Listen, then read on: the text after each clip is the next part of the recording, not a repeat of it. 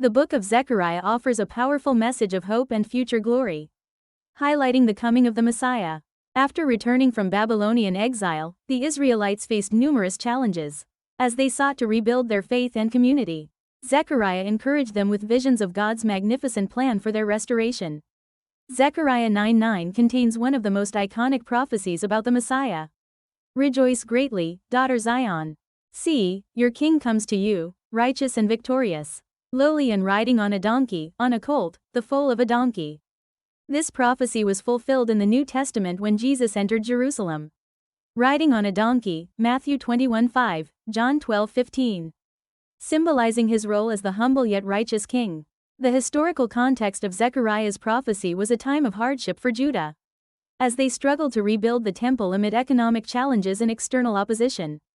Zechariah reassured them of God's promise, "My house will be rebuilt, and the measuring line will be stretched out over Jerusalem," Zechariah 1:16.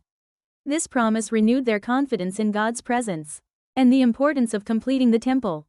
Zechariah also refers to the Messiah as the branch, Zechariah 6:12, prophesying that he will establish God's kingdom and bring peace.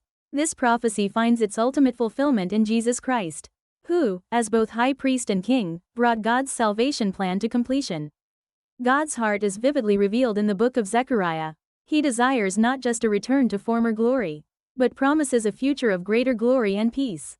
As he declared, the glory of this present house will be greater than the glory of the former house, Haggai 2:9. God continually works to bring about something greater.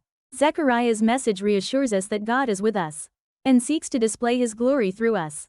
The Holy Spirit speaks through Zechariah even today. How are we reflecting God's glory in our lives? We know that God's promises have been fulfilled through Jesus, our Messiah. Now, we are called to exalt him and fulfill his purposes in our lives.